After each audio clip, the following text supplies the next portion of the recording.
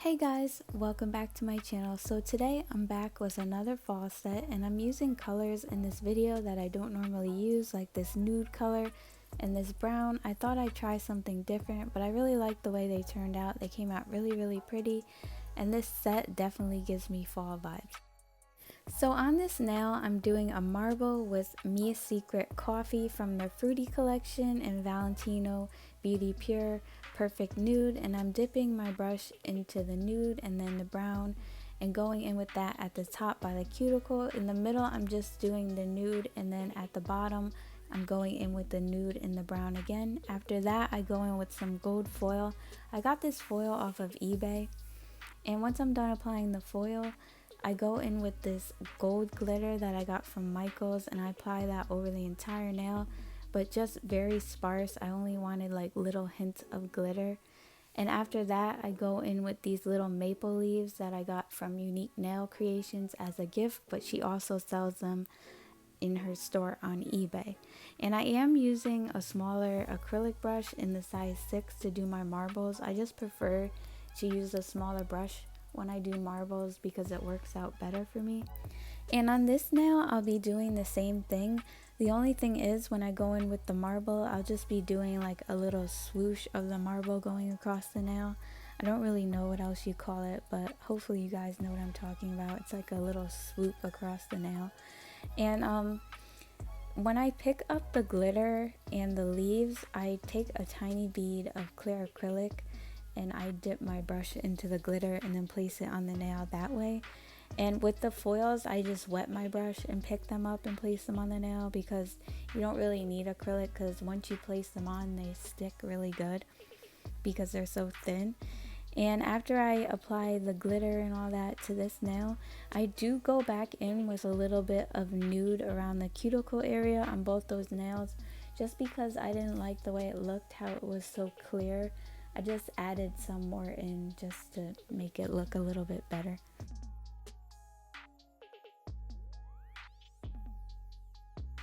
Okay, so for this nail, I'll be doing an ombre with the brown and the nude, and I did switch back to my regular acrylic brush in the size 9, and this is an alpha brush.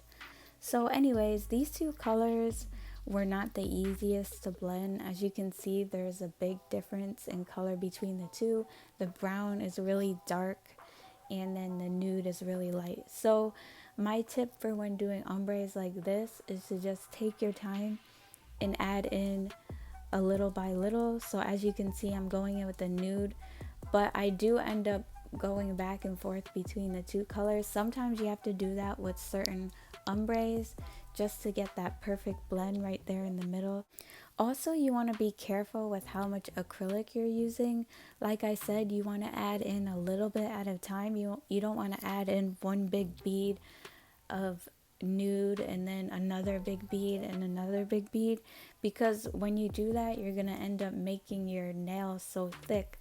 And you have to remember that you have to encapsulate your ombres so that when you go to file with your drill, that you don't file that blend away. So that's why we cap the ombre in clear acrylic. So like, you'll see me doing it when I do go back in and add, more nude or more brown. It's very little. It's not like a big giant bead. So I'm telling you guys this because I've had this experience in the past where I've kept adding big beads and the nail ended up so thick in the end, and I'm like, what the heck? So that's why I just want to let you guys know so you don't make that mistake.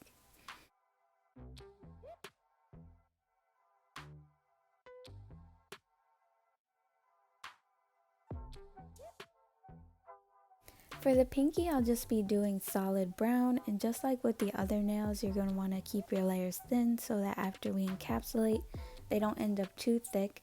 And I'll also be doing a marble ombre on the thumb that I'll be showing you guys in just a minute.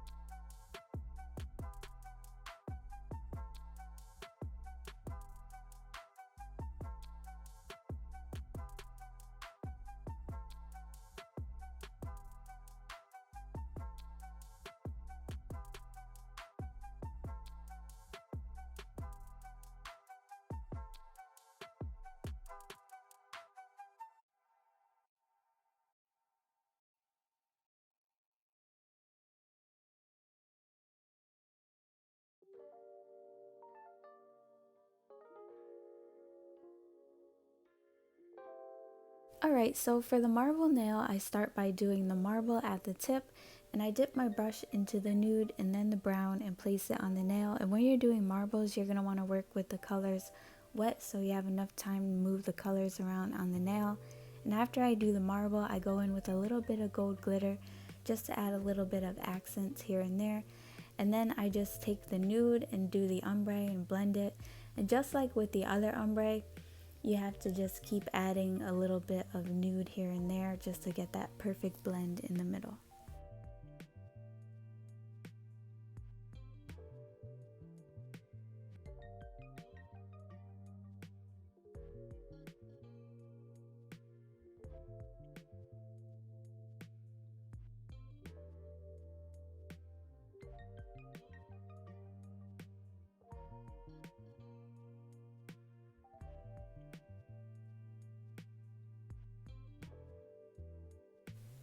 So to encapsulate all of the nails, I use Mia Secret clear acrylic, and you're going to want to work with your acrylic wetter than usual to make sure that all the glitters and stuff and colored acrylic gets covered properly. You don't want any of the pieces of the glitter poking out through the acrylic, because when you go to file off, they will get filed off, so you don't want that to happen. And I don't really have a specific method. I probably just start by capping the free edge of the nail, and then I go in with a cuticle bead and maybe just add in acrylic here and there where I need. And I do file shape and buff the nails off camera. I will have a link in the top right hand corner to my file shaping and prep video if you guys are interested in watching that. And once I'm done file shaping and buffing, I will be back to apply the bling.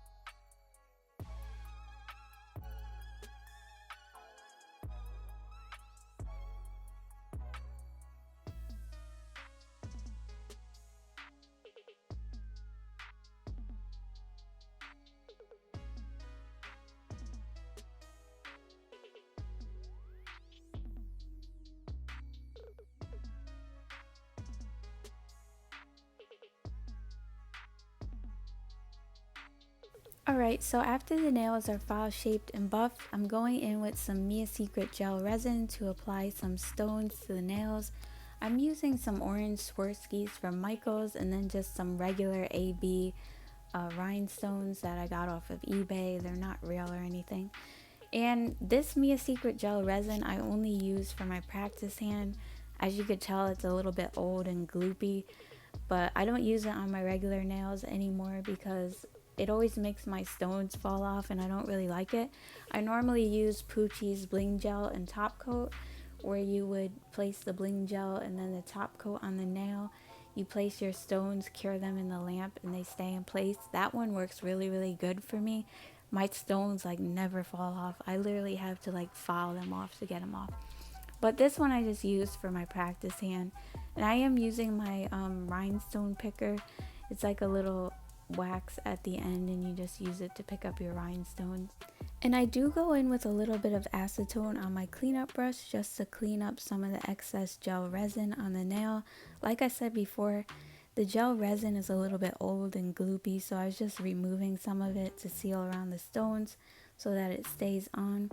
And once I'm done applying the stones to all the nails, I do top coat them with the Makartt gel top coat called Top It Off from their French poly gel kit. I did a review on that kit. It's really, really nice. I'll have the review linked in the cards if you guys want to check it out. But as you can see, this top coat is really nice and clear and I really love it. This is like my new favorite top coat. It's so glossy and clear.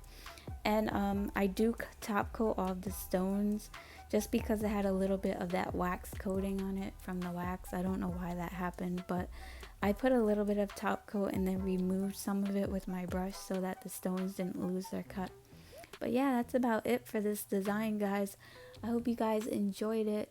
If you did, please leave me a like or a comment. Subscribe to my channel if you're new and hit that notification bell so you get notified when I upload.